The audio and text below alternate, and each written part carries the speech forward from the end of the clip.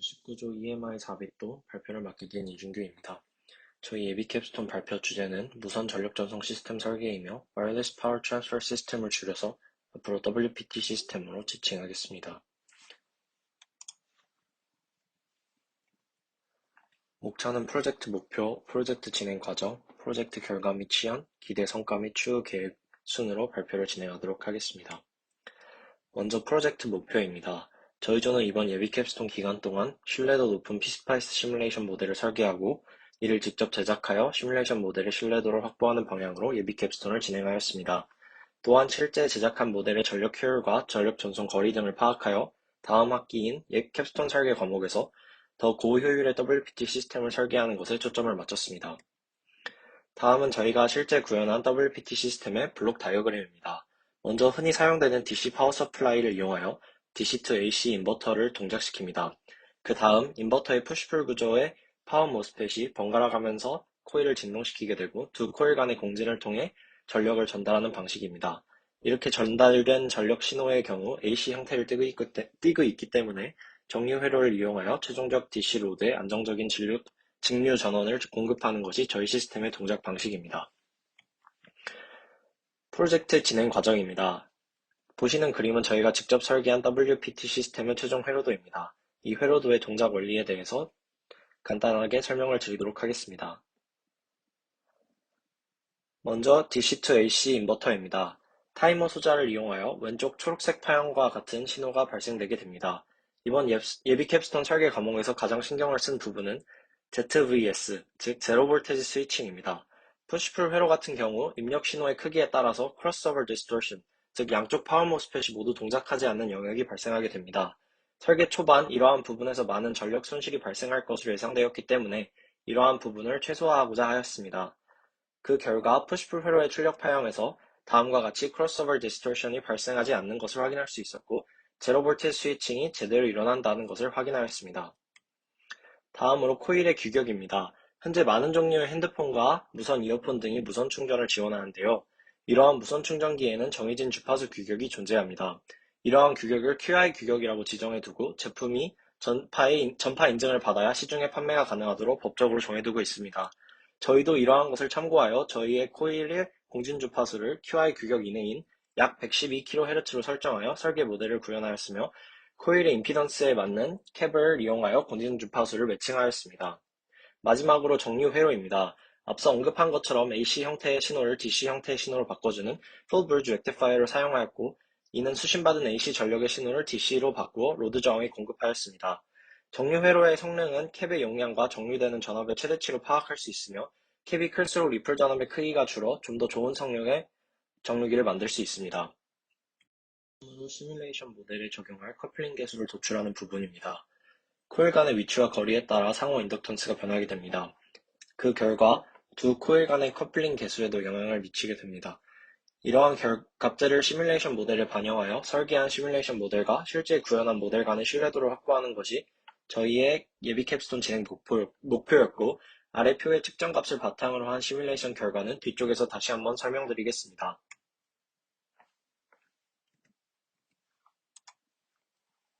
코일의 인덕턴스와 공진주파수를 확인하는 부분입니다. 앞서 언급한 대로 공진주파수 공식에 의거하여 QI 규격인 112kHz에 맞는 코일을 직접 제작하였고 측정 결과 두 코일 모두 약 200마이크로 헨리와 유사한 값을 가지는 코일임을 확인하였습니다. 이러한 코일에 10나노페럿의 캡을 연결하였고 함수 발생기를 이용하여 LC 탱크의 공진주파수를 확인한 결과 아래 표와 같이 약 100kHz에서 가장 높은 전압이 수신되는 것을 확인하였고 이에 맞춰 인버터의 주파수 또한 100kHz로 설계하였습니다. 다음은 측정 방식입니다. 제작한 두 코일을 움직이지 않도록 아크릴판에 고정한 뒤 두 코일 간의 간격을 수직 막대를 이용하여 정확한 거리를 유지하도록 설정한 뒤 측정을 진행하였습니다. 제작한 시뮬레이션 모델의 신뢰도를 확보하기 위해 실제 인버터의 주파수가 코일의 공진 주파수와 같을 때와 인버터의 주파수가 코일의 공진 주파수와 같지 않을 때로 나누어 각각 측정을 진행하였으며 각각을 따로 정리하여 시뮬레이션 결과와 비교하였습니다. 시연 영상 보여드리도록 하겠습니다. 최종적으로 공진 주파수와 인버터의 회로의 주파수가 같을 때 거리에 따라서 부하되는 전력에 따른 LED 밝기를 표현한 시연 영상입니다.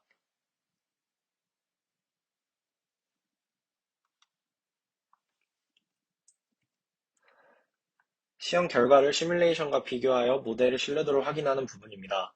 인버터의 주파수와 코일의 공진 주파수가 같지 않을 때의 거리에 따른 최종 DC 출력을 정리한 표입니다. 는 저희가 실제 측정을 통해 구한 최종 DC 출력과 그에 따른 출력 파워를 정리한 표입니다. 실제 측정 결과 코일의 거리가 1cm일 때만 보았을 때는 전력이 안정적으로 전달되는 것처럼 보이지만 실제로는 거리가 조금만 멀어져도 전달되는 전력이 매우 빠르게 감소하여 전력 전달 효율이 좋지 않다는 것을 확인할 수 있었습니다. 두 결과를 좀 더 비교하기 쉽게 꺾으선 그래프를 통하여 나타내었습니다. 그래프를 보시면 아시겠지만 실제 제작한 모델과 피스파이스를 통해 설계한 모델이 매우 유사한 결과를 가진다는 것을 알 수 있습니다. 다음으로 인버터 주파수와 코일의 공진 주파수가 같을 때의 시뮬레이션 결과를 정리한 표입니다. 앞서 주파수가 서로 달랐을 때와 비교하며 가까운 거리에서 조금 더 높은 출력 전압이 나오는 것을 확인할 수 있습니다. 측정 결과를 정리한 표입니다. 1에서 2cm 동안 안정적으로 전력을 전달한다는 사실을 확인하였는데 하지만 이는 시뮬레이션 결과에는 조금 못 미치는 값입니다. 이러한 결과가 발생한 원인을 분석해보면 코일의 크기가 조금 커지면서 LC 탱크의 손실이 더 많이 발생하였고 그에 따라 출력 전압이 조금 낮게 나오는 것으로 파악하였습니다. 이러한 부분은 추후 진행될 캡스톤 설계 과목에서 보완할 예정입니다. 시뮬레이션과 측정 결과를 비교하는 그래프입니다. 앞서 언급한 것처럼 1에서 2cm 구간에서 시뮬레이션 결과보다 낮은 출력 파워를 얻었고 이를 해결하기 위해 캡스톤 설계 과목에서는 코일의 크기를 알맞게 조절하도록 하겠습니다. 다음은 앞서 언급한 두 경우에 대해서 거리에 따른 전력 효율을 나타낸 그래프입니다. 공진주파수가 100kHz일 때 약 10%로 전력이 전달되는 것을 확인하였고 이 또한 캡스톤 과목에서 개선을 할 예정입니다. 실제 설계한 모델과 시뮬레이션 모델 간의 신뢰도를 확인한 결과 시뮬레이션 모델과 실제 구현한 모델의 높은 코릴레이션을 확인하였습니다. 이를 통해 추후의 개선점을 시뮬레이션의 변화를 통해 쉽게 예측이 가능하다는 것으로 이번 예비 캡스톤의 목표를 달성했다고 할 수 있습니다. 앞서 말씀드린 것처럼 다음 학기에 이어서 진행되는 캡스톤 설계 과목을 통해 전력 전송 효율을 늘리고 안정적으로 전력 전달이 가능하도록 코일과 시스템을 변화시킬 계획입니다. 또한 출력된 전압을 USB 케이블을 이용하거나 코일의 규격에 더욱 신경 써서 핸드폰 충전이 가능하도록 하는 것이 캡스톤 설계의 최종 목표로 설정하였습니다. 마지막으로 좋은 별 진행 업무와 최종 소모 비용입니다. 감사합니다. 안녕하십니까. 20조 최종 발표를 맡은 발표자 이호성입니다. 20조 발표 시작하겠습니다. 저희 목차는 화면과 같이 지난 중간 발표까지의 리뷰, 그 이후의 내용 및 피드백과 고찰로 진행이 되겠습니다. 중간 발표까지의 리뷰입니다. 중간 발표까지는 하드웨어 가속기를 설계하기 위해 필요한 FSM, 카운터, 비램 등등 여러 로직을 웨이브폼 시뮬레이션으로 구현을 하는 과정을 진행하였습니다. 이번 최종 발표 때는 이렇게 설계한 로직들을 응용하고 융합하면서 최종적으로 FPGA를 다뤄 하드웨어 가속기를 설계한 결과를 보여드리겠습니다. 우선 첫 번째로 FPGA 구조에 대해 알아보겠습니다. 왼쪽 사진은 저희가 사용하는 지보 보드의 징크 패밀리 구조이고 징크 구조에는 오른쪽 사진처럼 컴퓨터에서의 CPU와 같은 역할을 담당하는 PS 영역과 FPGA의 고성능 연산 등을 담당하는 PL 영역으로 나뉘어져 있습니다. 실제로 FPGA를 다루기 위해선 두 가지 툴을 사용해야 하는데 우선 비바도는 시뮬레이션을 할 때도 다루어졌지만 지금부터는 더 나아가 하드웨어 IP를 생성하고 비트스트림을 생성하고 하나의 하드웨어 파일로 만들어줍니다. 그 이후 바이티스라는 툴을 사용하여 비바도에서 만든 하드웨어 파일을 이용해 어플리케이션을 만들어 코딩을 통해 하드웨어 IP를 사용하여 FPGA를 다루게 됩니다. 하드웨어 가속기를 다루기 이전에 먼저 FPGA를 다루는 것에 익숙해져야 한다고 생각하기 때문에 FPGA의 기능들을 익힐 수 있는 몇 가지 실습을 진행하였습니다. 첫 번째로 FPGA에서 기본적인 LED를 제어하는 동작 구현에 대해 설명드리겠습니다. 두 번째와 세 번째 사진이 LED를 제어하는 데 필요한 로직의 베릴로그 코드이고 이를 IP로 만든 모습이 첫 번째 사진과 같습니다. 이렇게 IP까지 생성을 하면 테스트벤치로 우선 코드가 문제없는지 검증을 하고 웨이브폼상에서 4개의 LED가 각각 다른 주기로 규칙적인 온오프를 진행하는 것을 확인하면 바이티스2를 사용하여 실제로 FPGA 보드에서의 동작을 확인해 보았습니다. 이제 시연 영상을 보시겠습니다.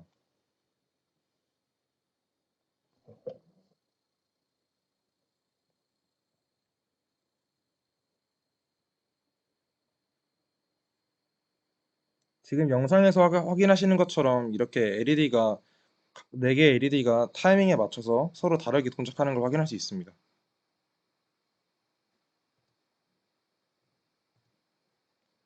다음은 인터페이스에 관해 설명드리겠습니다. 인터페이스는 하드웨어 설계에서 반드시 필요한 IP 중 하나입니다. 화면에 있는 그림처럼 RTL 설계에서 입출력 동작은 반드시 디자인 인터페이스의 포트를 통해서 수행되는 것을 알 수 있습니다.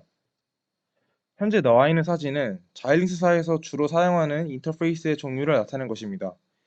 AXI4 스트림은 데이터를 빠르게 스트리밍해야 할 때 사용하는 인터페이스이고, AXI4 풀은 메모리 관련 작업을 다룰 때 하이 퍼포먼스를 끌어올리는 때 사용하는 인터페이스입니다.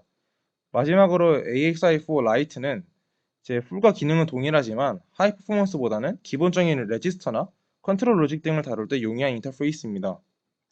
이 중에서 저희는 메모리를 다루는 작업을 주로 하기 때문에 이번 프로젝트에서는 AXI4 라이트를 사용하였는데, 다른 인터페이스도 기회가 된다면 최종 캡스톤 때 다룰 예정입니다. 해당 사진은 AXI4 라이트 인터페이스의 IP입니다. 보시는 것처럼 인풋 핀과 아웃풋 핀이 나누어져 있는 것을 확인할 수 있습니다. 지금 보이시는 그림은 AXI4 라이트는 라이트과 리드를 하기 위해 라이트 동작에 3개의 채널, 리드 동작에 2개의 채널, 총 5채널이 필요합니다. 순서대로 설명드리자면 라이트 할 어드레스를 지정해주는 AW 채널, 라이트 데이터를 전송해주는 W 채널, 데이터를 잘 수신했는지 응답해주는 B 채널이 존재하고, 리드 같은 경우에도 마찬가지로 리드할 주소를 액세스하는 AR 채널, 리드할 데이터가 이동하는 R 채널이 있습니다. 앞서 설명드린 5채널은 모두 레디 밸리드 핸드쉐이크를 사용하는데, 핸드쉐이크란 그림에 나와 있듯 정상적인 정보 전송 이전에 채널에 물리적인 확립을 하는 과정입니다. 레디 밸리드 두 신호를 사용하여 밸리드 신호가 1이고 레디 신호가 1이어야 채널을 열고, 반대의 경우엔 닫는 이러한 원리를 레디 밸리드 핸드쉐이크라 합니다. 이전 페이지에서 설명드린 것을 웨이폼으로 표현한 것입니다. 인터페이스의 이론과 AXI4 라이트의 원리를 이해한 후 초반에 LED를 온오프 했던 프로젝트를 AXI4 라이트 인터페이스를 사용해서 직접 사용자가 원하는 시간을 지정하여 제어할 수 있도록 프로젝트를 만들었습니다. 전체적인 스케매틱은 왼쪽 그림처럼 PC에서 PS 영역이 UART로 연결되어 있고, PS 영역에서 PL 영역은 ASI4 라이트 인터페이스로 연결되어 있습니다. 마찬가지로 PL 영역과 우리가 설계할 로직들이 있는 하나의 탑 모듈도 AXI4 라이트 인터페이스로 연결되어 있음을 확인할 수 있습니다. LED를 제어하는 모듈을 살펴보면 4개의 컨트롤 레지스터가 존재하고, 각각의 레지스터가 1개의 LED에 연결되어 LED의 토글 신호를 제어하게 됩니다. 정리하자면 사용자가 원하는 동작 시간을 입력하면 해당 데이터가 AXI4 라이트 인터페이스를 통해 컨트롤 레지스터에 들어가고, 다시 각 레지스터는 받는 데이터를 이용하여 LED를 제어하게 됩니다.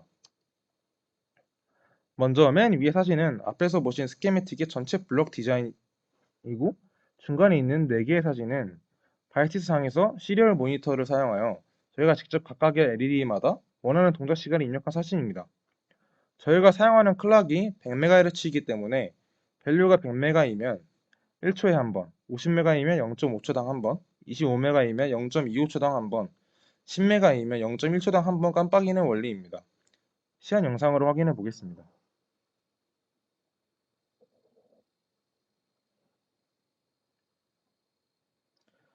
영상에서 확인하실 수 있듯 LED가 서로 다르게 움직이는 걸 확인할 수 있습니다. 지금부터 가속기에 들어갈 로직을 구현하고 FPGA상으로 검증한 결과를 보여드리겠습니다. 먼저 FSM입니다. 해당 사진은 FSM의 타이밍 다이어그램입니다. 아이들 상태에서 numCount라는 신호가 100으로 들어오면 런 상태로 바뀌고, 0부터 99까지 카운팅을 한 뒤 다시 던 상태를 거쳐 아이들로 돌아오는 플로우입니다. 왼쪽 그림은 전체적인 스케매틱이고 오른쪽 표는 레지스터 맵이라고 합니다. 이 레지스터 맵은 현업에서도 그렇고 언제든지 회로석의 관점에서는 계략도와 레지스터 맵을 통해 설계된 레지스터가 어떤 역할을 하는지 제3자가 볼 수 있도록 표시하는 것이 중요하기 때문에 작성을 하였습니다. 따라서 두 그림을 같이 분석을 해보면 0x00번지를 베이스 어드레스로 하고 있는 레지스터 제로는 FSM 로직에 런 신호와 카운터 변수를 전달해주는 역할을 하고 0x04번지에 있는 레지스터 1은 FSM 로직으로부터 아이디를 런 던 신호를 받는 역할을 해주는 레지스터임을 알 수 있습니다. 왼쪽 사진은 전체적인 블록 다이어그램입니다. 오른쪽 사진은 바이티스의 터미널 창에서 직접 확인을 해본 것입니다. 여기서 입력 변수는 100메가이고 FPGA가 제대로 카운트를 한다면 클락에 100메가이기 때문에 1초면 동작이 끝나야 하는 게 이론적이므로 실제 소프트웨어에서의 1초와 얼마나 차이가 있는지 알아보기 위해 소프트웨어 uslib 함수로 1초를 측정하였습니다.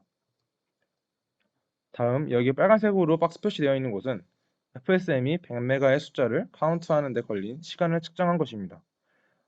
FSM을 두 개를 사용해서 시간대가 두 개로 나옴을 확인하였습니다.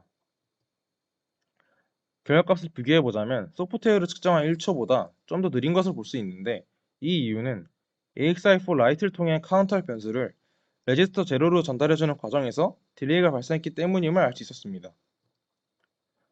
다음으로는 레지스터로 메모리를 리드, 라이트 해보는 동작을 수행해 보았습니다. 우선 왼쪽 그림은 비램 제어 모듈의 스케매틱이고 오른쪽은 저희가 설계한 비램의 사이즈를 나타낸 것입니다. 이번에도 레지스터가 두 개가 추가되었으므로 각각 레지스터 맵을 작성해 주어야 합니다. 아래 표에서 확인할 수 있듯 0에서 08번지를 베이스 어드레스로 하는 레지스터는 비램의 어드레스 카운터를 0으로 초기화시켜주는 역할을 해주고 0에서 010번지를 베이스 어드레스로 하는 레지스터는 비램의 데이터를 라이트하거나 리드하는 역할을 해줍니다. 따라서 위의 그림으로 전체적인 동작 플로우를 살펴보면 0에서 08번지에 먼저 0을 입력하여 비램의 어드레스를 0으로 초기화시켜주고 이후에는 비램의 어드레스는 자동으로 일시 증가하도록 설정해 두었기 때문에 0에서 010번지에 라이트할 데이터를 입력해주면 자동으로 비램의 데이터가 하나씩 쌓이게 됩니다. 라이트 동작이 모두 마무리되면 다시 0x08번지에 0을 입력하여 비램의 어드레스를 0으로 초기화시켜주고 0에서 010번지로 데이터를 리드해오는 플로우입니다. 지금까지 설명한 과정을 웨이폼으로 확인해보면 빨간 박스 부분부터 레디 밸리드 핸드쉐이크에 맞게 데이터가 0에서 010번지에 라이트되기 시작하고 다시 박스 표시된 부분처럼 데이터를 라이트이 끝나고 0에서 08번지에 0이 라이트되어 어드레스를 초기화하는 것을 확인할 수 있습니다. 이 뒷부분은 동일한 과정이라 생각하겠습니다. 지금까지 검증을 할 때에는 FPGA를 사용하지 않고 오직 테스트 벤치를 사용해서 디바더 툴에서 시뮬레이션 환경을 구축하여 진행하였지만 ILA라는 모듈을 사용해서 디버깅을 하면 FPGA를 실제로 사용하면서 데이터의 플로우를 추적해 볼 수 있습니다. ILA를 사용해서 검증한 것입니다. 실제로 레디 밸리드 신호에 맞추어 데이터가 라이트되고 동일한 데이터가 리드되는 것을 확인할 수 있었습니다. 이전 페이지처럼 하나의 메모리만을 사용하게 될 경우 리드 동작이 전부 끝나야 리드 동작이 전부 끝날 때까지 라이트 할 수 없다는 단점이 존재합니다. 그래서 저희는 비램을 두 개를 사용해서 이 단점을 보완해 주기로 했습니다. 그러기 위해 필요한 것이 비램 데이터 무버입니다. 비램 데이터 무버는 지금 보이시는 스키매틱에서 확인할 수 있듯 듀얼 포트 비램 두 개 간의 데이터를 이동시켜주는 연결고리 역할을 하는 로직이라고 이해하시면 될 것 같습니다. 이 로직을 사용하면 비램 제로에 라이트되는 데이터들이 많더라도 파이프라인식으로 라이트 동작이 끝날 때까지 기다리는 것이 아닌 바로바로 비램 1에 전달해 줄 수 있다는 장점이 있습니다. 이제 동작 플로우를 살펴보겠습니다. 앞에서 했던 것과 마찬가지로 비램 제로에 넣어줄 변수의 개수를 의미하는 num count를 입력함과 동시에 run 신호가 ON이 됩니다. 비램 제로에 라이트 되는 변수를 바로 데이터 무버에서 리드해 옵니다. 이후 5사이클 정도 뒤에 데이터 무버가 비램 1에 데이터를 넣어주도록 설계를 한 플로우입니다. 이제 최종 단계인 가속기 설계에 대해 설명드리겠습니다. 우선 하드웨어 가속기는 소프트웨어에서 하이 퍼포먼스를 내기 어려운 연산들을 하드웨어 상에서 가속 연산하는 모듈입니다. 아래 그림을 보면 연두색으로 칠해져 있는 것이 연산 장치인 ALU인데 CPU보다 GPU 혹은 FPGA와 같은 하드웨어들이 이 연산 장치를 많이 가지고 있기 때문에 고성능 동작에 더 유리함을 알 수 있습니다. 앞서 설명드린 것처럼 FPGA는 연산 처리 속도 자체가 CPU보다 월등히 빠르기 때문에 그림에서 보실 수 있듯 CPU 런타임에서 가장 크리티컬한 펑션 2를 처리하는 속도 자체도 FPGA에서는 감소시킬 수 있고 더 나아가 패러럴 프로세싱까지 가능하게 할 수 있습니다. 현재 보이시는 그림은 CPU와 FPGA가 물리적으로 연결되어 있을 때 데이터를 주고받는 플로우를 나타낸 그림입니다. 간단히 요약하자면 첫 번째로 CPU에서 연산한 데이터를 입력받고 그 다음 FPGA에서 연산을 수행한 후 마지막으로 CPU에 연산 결과를 보내는 것으로 동작이 마무리된다고 이해하시면 될 것 같습니다. 본격적으로 스케매틱부터 설명드리겠습니다. 기존의 V램 데이터 무버에 연산 코어를 장착하면 곱셈기는 완성이 됩니다. 전체적인 플로우는 V램 제로에 먼저 연산할 데이터를 넣어주고 이를 V램 데이터 무버에 보내주면 코어에서 연산을 수행한 뒤 V램 1으로 결과값을 보내주고 최종적으로 V램 1의 데이터를 리드하여 결과를 확인하면 마무리됩니다. 이때 곱셈기 자체의 내부 사이즈와 변수 구조는 오른쪽 사진과 같습니다. 즉, 저희가 설계한 곱셈기는 8비트 변수를 2개 곱해서 16비트 아웃풋 1개로 출력해주는 코어 2개를 장착했다고 이해하시면 될 것 같습니다. 곱셈기를 설계한 후 ILA를 사용하여 V램 제로에 들어간 연산할 데이터들 중 첫 번째 값부터 분석을 해보자면 아래 박스친 부분처럼 곱셈 결과값이 추후 V램 1을 리드할 때 나와야 함을 알 수 있습니다. 마찬가지로 세 번째로 들어간 데이터도 2비트씩 나눠서 10진수로 바꿔 계산해 보았습니다. 그럼 이제 리드 시의 웨이폼을 보며 비교해 보겠습니다. 리드 파형에서의 첫 번째 데이터를 10진수로 변형한 결과 정상적으로 곱셈이 이루어졌음을 확인할 수 있었고 마찬가지로 세 번째 데이터도 문제없이 이루어졌음을 확인할 수 있었습니다. 다음은 바이티스에서 직접 시간을 측정해보며 비교한 결과입니다. 연산속도 측면에서 비교해보면 소프트웨어에서는 603.69 마이크로세컨드가 걸린 반면 하드웨어에서는 41.62 마이크로세컨드로 매우 단축된 것을 확인할 수 있었습니다. 하지만 전체 런타임을 비교해보면 하드웨어에서는 V램 제로의 데이터를 라이트하고 V램 1의 데이터를 리드하는 데 걸리는 시간이 소프트웨어보다 매우 길고 하드웨어 전체 런타임인 1847.43 마이크로세컨드의 대부분을 차지하는 것을 확인할 수 있었습니다. 이 이유에 대해서 고찰을 해본 결과 아래의 그림처럼 펑션 자체의 처리 속도는 월등히 빨랐지만 저희가 사용하고 있는 인터페이스가 초반에 설명드린 것처럼 AXI4 풀이 아닌 AXI4 라이트 인터페이스이기 때문에 더 하이 퍼포먼스를 내기에 어려움이 있음을 알 수 있습니다.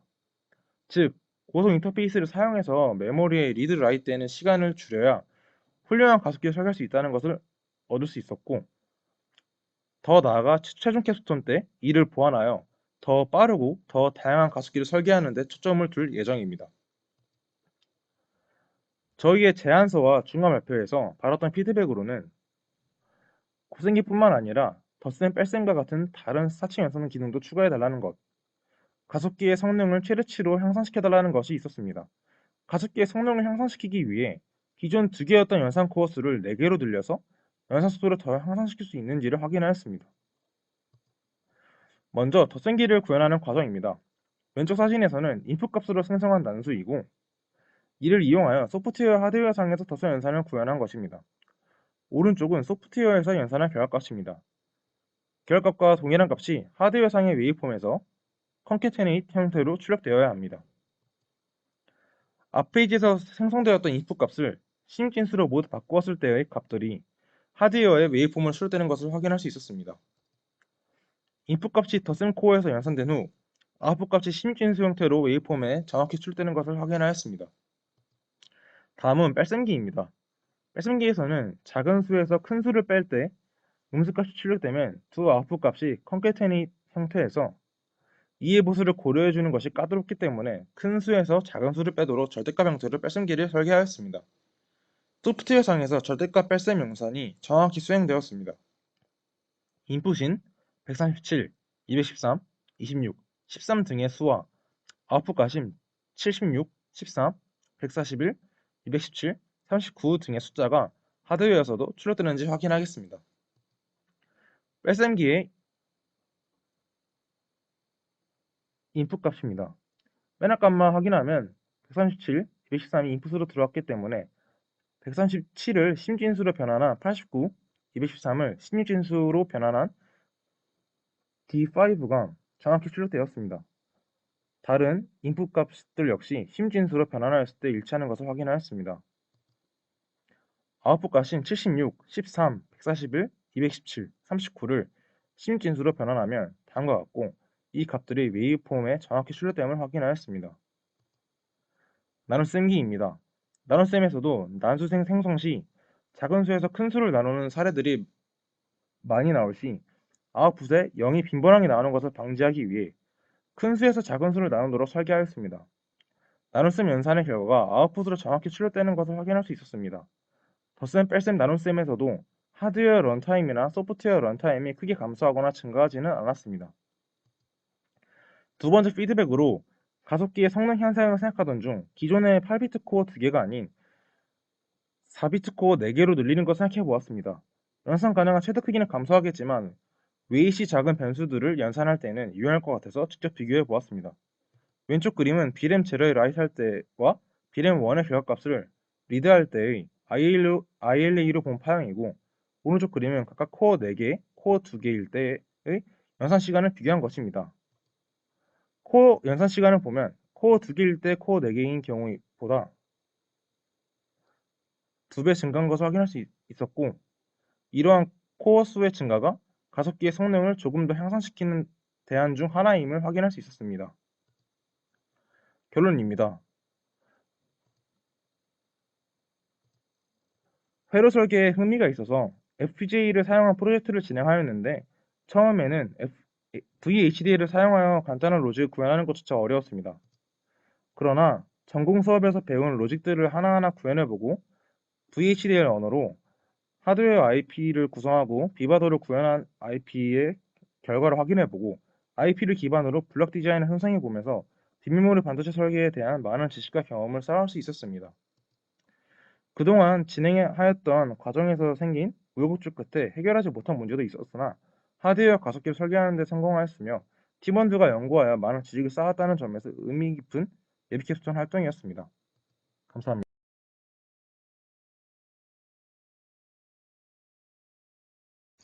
안녕하십니까. 22학년도 예비 캡스톤 설계 최종 발표를 맡은 21조 권순욱이라고 합니다.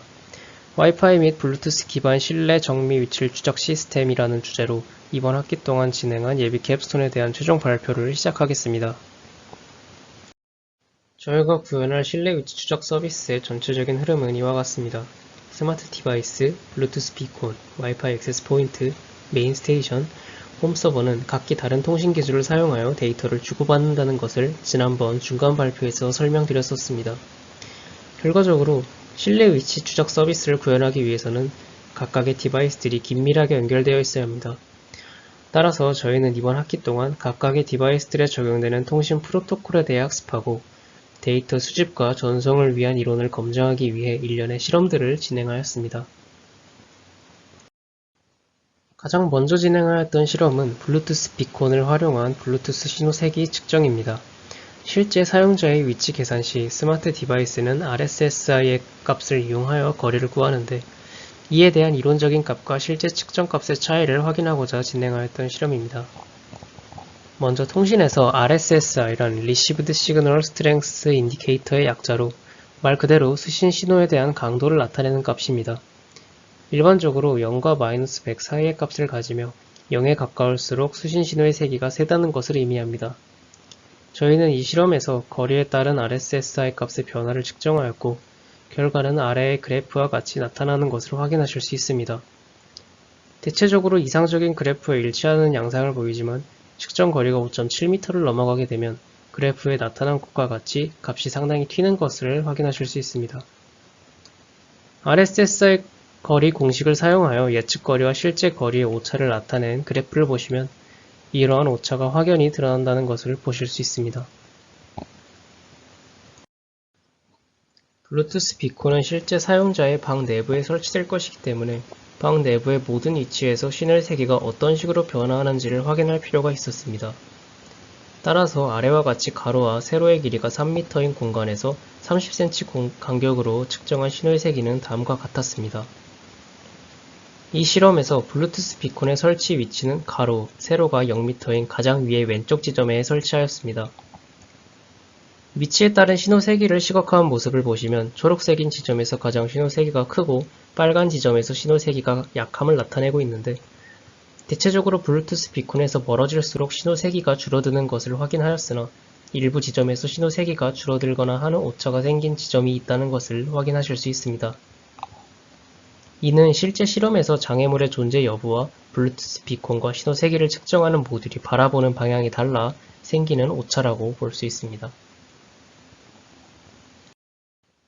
실제 사용자의 방에는 적어도 3개의 블루투스 비콘이 설치되어야 하며 스마트 디바이스는 각각의 RSSI 값을 측정한 후 이 값들을 메인 스테이션으로 전송하며 메인 스테이션은 디바이스로부터 전송받은 신호세기 값들을 이용하여 방 내부에서 사용자의 실제 위치를 계산합니다. 저희는 이 계산을 3변 측량, 공통연 방식의 기술을 활용하여 사용자의 위치를 예상하고 이것이 실제로 어느 정도의 오차가 있는지를 확인하는 실험을 진행하였습니다. 2번에 걸쳐 진행된 해당 실험에서 첫 번째 실험에서는 사용자의 위치에서 신호값을 3번 측정하고 평균값을 구하여 사용자의 위치를 계산하도록 하였으나 예상보다 오차가 크게 나오는 경우가 빈번하여 알고리즘을 수정한 후 2번째 실험을 진행하였습니다. 2번째 실험은 서비스를 사용할 실제 가정집에서 진행하였으며 앞선 실험에서 3번의 측정 후 평균값을 구한 것과 달리 오차를 줄이기 위해 측정 횟수를 10회로 늘렸으며 다른 값에 비해 튀는 값을 없애기 위해 선형 보정 알고리즘을 적용하여 실험을 진행하였습니다. 이번 실험에서는 지정된 공간 안에서 사용자의 이동에 따른 신호세기 변화를 측정하기 위해 사진에 나와 있는 것과 같이 일정 거리마다 측정 포인트를 지정하여 오차값을 측정하였습니다.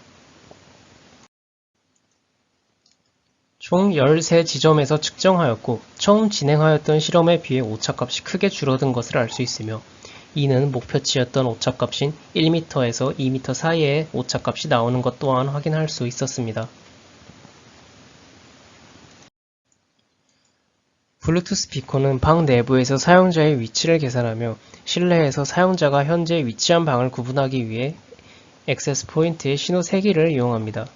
따라서 저희는 실내에 위치한 여러 대의 공유기를 통해 사용자가 위치한 방을 예측할 수 있는지를 알아보기 위해 아래와 같은 실험을 진행하였습니다. 먼저 액세스 포인트 간의 간섭에 의한 영향을 알아보고자 여러 대의 액세스 포인트가 켜져 있는 상태에서 특정 액세스 포인트만의 신호 세기를 정상적으로 측정할 수 있는지를 확인하였고 그 결과는 왼쪽의 그림과 같았습니다. 빨간 원으로 표시된 지점이 측정하고자 하는 액세스 포인트의 위치를 나타내며 초록색인 지점이 신호가 세고 빨간색인 지점이 신호의 세기가 약함을 의미합니다.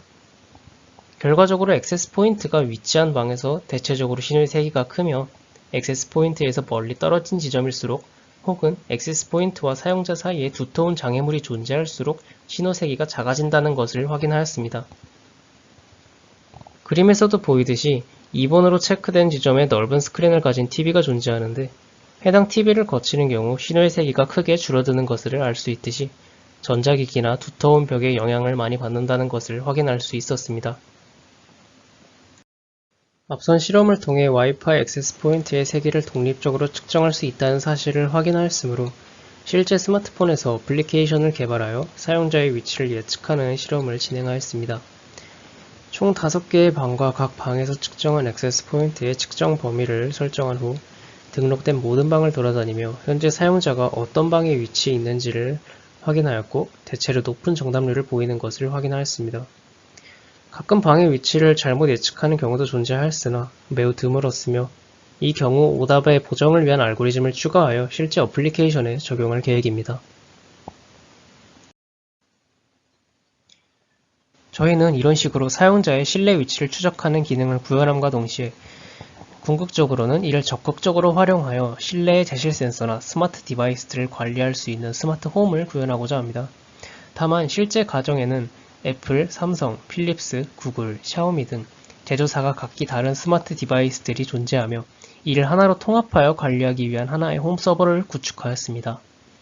홈 서버는 현재 사용 중인 NAS에 도커를 설치하여 가상의 머신에서 오픈소스인 홈 어시스턴트를 이용하여 여러 제조사의 스마트 디바이스들을 등록하여 관리할 수 있게끔 하는 역할을 합니다. 홈 서버는 제조사에 관계없이 스마트 디바이스들을 등록할 수 있으며 부가적으로 각 스마트 디바이스의 사용 정보들을 기록합니다. 또한 스마트폰의 홈킷 상에서 서버에 등록된 디바이스들을 관리할 수 있어 사용자의 위치 정보를 토대로 조명이나 전자제품을 켜고 끄는 등의 기능 또한 구현할 수 있습니다. 앞으로 계획 중인 개발 과정은 다음과 같습니다. 이론의 증명에 관한 내용이 완료되었으므로 이를 바탕으로 한 실제 구현이 주로 이루어질 예정이며 사용자의 위치 계산과 블루투스 비콘 관리를 위한 메인 스테이션, 실내에 설치하기 위한 블루투스 비콘, 위치 정보를 수신하고 갱신하기 위해 스마트폰에 설치할 어플리케이션 등의 구현이 계획되어 있습니다. 프로젝트 추진 결과는 다음과 같으며 현재는 6개의 카테고리 중 3번째 카테고리까지 완료된 상태입니다. 이후의 과정은 학기 종료 후 다음 학기까지 이어지는 캡스톤 설계까지 이어져 진행될 예정입니다. 이상 예비 캡스톤 설계 21조 최종 발표를 맡은 권순욱이었습니다. 감사합니다. 안녕하세요. 22조 예비 캡스톤 최종 발표를 맡게 된 이호영입니다. 발표 시작하겠습니다. 목차는 다음과 같습니다. 첫 번째로 과제 목표에 대해서 말씀드리면 저희는 미리 충전되어 있는 배터리를 빨리 제공받고 싶다는 과제 목적을 달성하고자 하였고 앞선 중간 발표에서 이와 같은 3가지 왓을 제안 드렸습니다. 프로젝트를 진행함에 따라 더 좋은 왓이 나와서 그 왓을 최종 왓으로 선택하였습니다. 그 왓은 측면을 통한 전기차 배터리 교체 시스템입니다. 저희가 선택한 왓에 대해 과제 개요에서 설명드리도록 할 텐데요.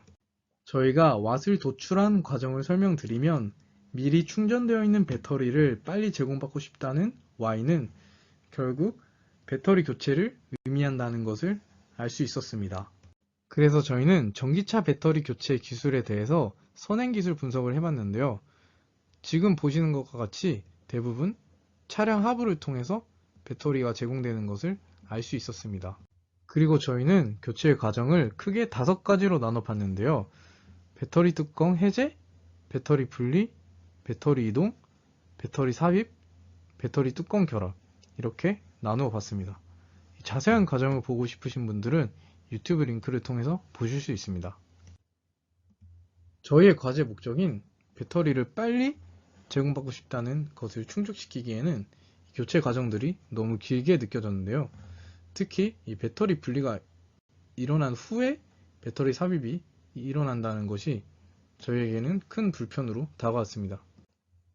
차량 하부를 통해서 교체를 하면은 그럴 수밖에 없는 구조적인 한계가 있는데요. 우선 이 그림과 같이 이 아래에서 전기차 배터리가 교체가 됩니다.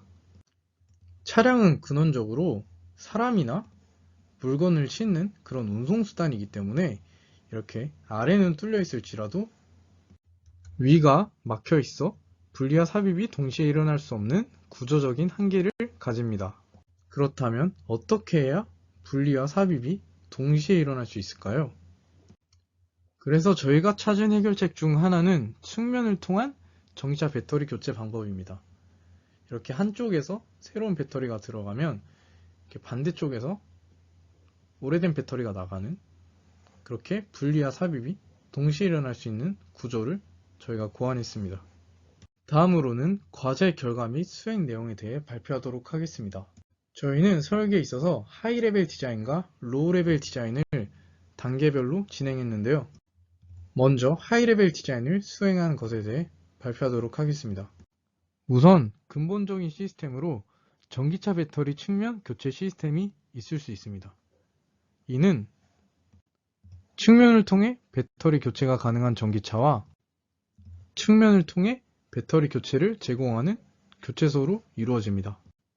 먼저 전기차에 관련돼서 구조를 보시면 이제 크게는 배터리 장착부와 뚜껑으로 이루어져 있는데요. 뚜껑은 이렇게 옆에 달려 있는 것이고 배터리 장착부는 이 전기차 하부 구조 내부에 있는 것입니다. 배터리 장착부는 자동차 안에 배터리가 장착되어 있는 부분이고 보통은 차량 하부에 위치합니다. 이 뚜껑은 배터리를 보호할 수 있게 이 차량 측면에 위치하고 배터리 탈착 시에 여닫을 수 있는 그런 장치입니다. 도면을 크게 본 모습입니다.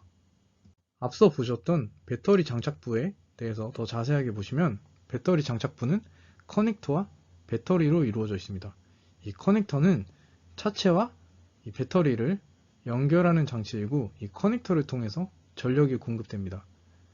그리고 여기 보이시는 배터리는 말 그대로 자동차 전원 전력 공급 장치입니다. 다음은 자동차에 이어서 교체소에 대해서 보시도록 하겠습니다. 교체소는 보시는 것과 같은 모습으로 이루어져 있는데요. 크게는 배터리 보관부와 배터리 교체부를 포함하고 있으며 배터리 보관부는 말 그대로 배터리가 보관되어 있는 부분이고 배터리 교체부는 배터리를 교체할 때 사용하는 부분입니다. 이 밖에도 교체소는 디스플레이, 결제 시스템, 차체 고정 장치를 포함할 수 있습니다. 앞서 설명드린 배터리 보관부를 더 자세히 보시면 배터리 보관부는 배터리 충전부와 배터리 상태 파악부를 포함할 수 있습니다. 앞서 말씀드린 배터리 교체부는 배터리 교체 장치, 위치 센서, 배터리 이동 장치, 뚜껑의 개폐 장치 등을 포함할 수 있습니다. 하이레벨 디자인의 마지막 단계로 교체소의 주요 기능을 정의해 봤는데요.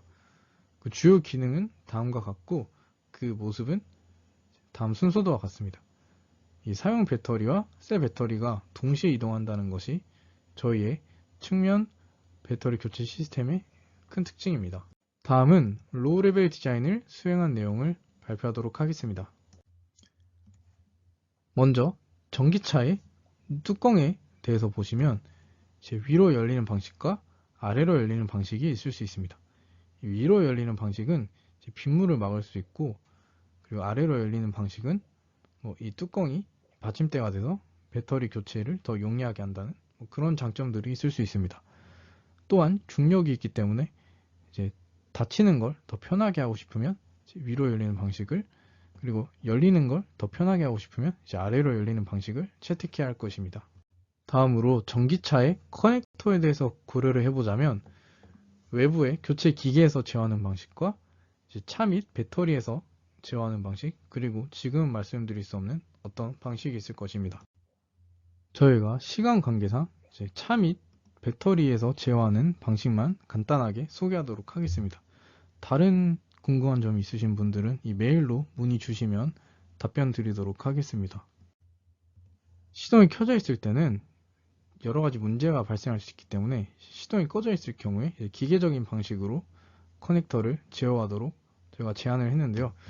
이제 자석을 통해서 같은 극끼리는 붙지 않고 다른 극끼리 붙는 그 성질을 이용해서 이제 커넥터를 고안해 봤고 그리고 이제 이 직사각형 홈이 있으면 이 홈을 기어가 타고 돌아서 이 렉앤 피니언 구조로 커넥터가 연결되는 그런 톱니 구조를 통한 제어도 고안해 봤습니다. 다음으로는 교체소에 관한 로우 레벨 디자인을 발표하도록 하겠습니다. 교체소에 관해서는 이렇게 고려할 점들이 굉장히 많은데요. 이 두 가지 방식은 지금 고안 중에 있으며 나머지는 어느 정도 고안을 마쳤다고 보시면 될 것 같습니다. 그 중에 저희가 공개할 수 있는 것을 몇 가지 말씀드리면 이제 교체 전에 자동차와 배터리의 위치를 조절하는 방법이 있어서 이렇게 모노레일을 통해서 차량 위치 및 제어를 할 수 있는 방식이 이제 제시될 수 있습니다. 이렇게 비스듬히 입장한 경우에도 이 모노레일을 통해서 이제 각도를 조절할 수 있고요. 다음으로는 차량 모델에 대한 정보를 미리 받거나 혹은 외부 센서를 통해서 얻은 후에 이 움직일 수 있는 고정 턱으로 이 차량의 앞바퀴를 막아서 측면 배터리 교체 위치를 조절하는 그런 방식이 제한될 수 있습니다. 물론 각도 또한 조절이 가능해야 할 것입니다. 다음으로는 배터리 보관부 내에서 배터리를 운송하는 방법에 대한 로우 레벨 디자인들을 소개하도록 하겠습니다. 우선 이 배터리를 바퀴를 통해서 제어를 할 수 있는데요. 이런 식으로 한 연결축으로 단순하게 이동을 시킬 수 있고, 혹은 인휠 모터 등을 통해서 옆으로도 움직일 수 있게 한다던가, 또는 이 바퀴 상하 제어부를 통해서 이 바퀴가 위로 갔다가 밑으로 갈 수 있다든지 그런 다양한 방식들을 제한할 수 있습니다. 더 간단한 방식으로는 이제 트레일러를 통한 제어가 있을 수 있고, 혹은 이제 리니어 액추에이터 구조를 통한 제어가 있을 수 있습니다. 이때는 이제 밀 때뿐만이 아니라 당길 때도 고려를 해줘야 될 것입니다. 다음으로는 저희 프로젝트 결과, 즉 완성도에 대해서 설명을 드리도록 하겠습니다. Y에 대해 말씀드리면 저희는 213건의 Y 중 한 건을 선택을 했고요. 그 Y를 확장시켜서 그 중에 가장 좋아 보이는 Y를 선택했습니다. 그리고 저희는 전기차 충전에 소요되는 시간을 분석하는 등의 여러 가지 방법을 통해서 Y를 구체화시켰고요. 그렇게 중간 발표가 돼서야 저희는 Y를 최종적으로 선정할 수 있었습니다. 왓을 선정하는 단계에 있어서는 이 트리 형태로 여러 가지 왓들을 묶은 다음에 그 중에 가장 좋아 보이는 왓을 선택했고, 하우에 대해서는 아까 말씀드렸기 때문에 이제 완성도에 대해서 설명을 드리면 Y, 왓 모두 100% 달성을 했습니다. 하지만 하우에 있어서는 로우 레벨 디자인에서 부족한 부분이 있어서 아직 제한하는 단계에 있습니다. 그래서 저희는 예비 캡스톤 간 목표의 약 80%를 달성했습니다. 기대 성과 및 활용 방안에 대해 설명드리겠습니다. 저희는 배터리 결합 및 분리를 동시에 진행함으로써 배터리 교체 시간을 크게 단축하였고, 이제 기존의 하부를 통해서 배터리를 교체하는 방식은 뚜껑을 열면 배터리가 밑으로 떨어지기 때문에 그럴 수 없지만, 저희는 뚜껑을 열 수 있기 때문에 화재 진압에 더 용이하다는 그런 장점이 있습니다. 물론 해결해야 할 점도 있는데요. 첫 번째로 차체 내구도 문제가 있습니다. 이 배터리 보관부가 비어있기 때문에 이 구조가 차체의 하중을 감당할 수 있는지 그것을 고려해야 되는데요.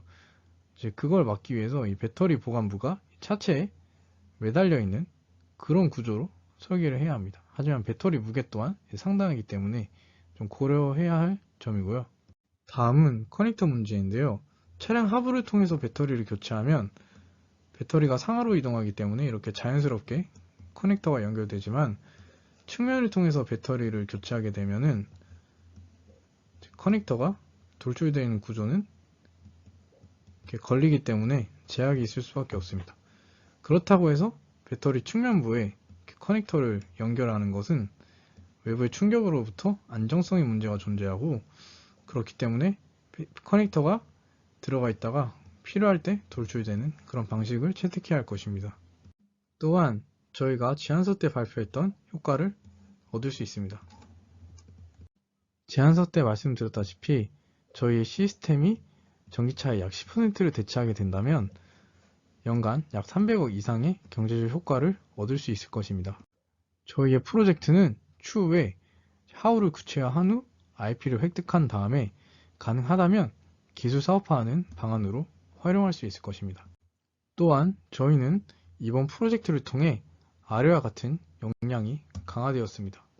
마지막으로 업무 분담 및 향후 계획에 대해 발표하도록 하겠습니다. 업무 분담은 다음과 같습니다. 처음 계획했던 것과는 다르지만 업무가 진행됨에 따라 유동적으로 각자 업무를 맡아서 진행하였습니다. 겨울학기에는 설계를 마무리하고 가능하다면 IP 획득과 기술 사업화에도 도전할 예정입니다. 캡스톤 때는 저희가 설계한 시스템 중 일부를 구현할 예정인데요. 예를 들어 이 시스템을 가능하게 해주는 어플이라던가 아니면 이 시스템 자체, 교체소와 전기 차량을 작은 모형으로 아두이노나 라즈베리 파이 등등을 이용해서 직접 구현할 수 있겠고요. 아니면 다른 것들이 또 있을 수 있습니다. 그래서 이 중에 저희의 진로에 적합한 것을 그때 선정해서 구현할 예정입니다. 시간 등의 이유로 저희가 생략한 부분이 많았는데요. 프로젝트에 대해 관심이 있거나 궁금한 점 있으신 분은 이메일로 문의 주시면 감사하겠습니다. 이것으로 발표를 마치겠습니다. 감사합니다. 여러분들 모두 예비 캡스톤 고생 많으셨습니다.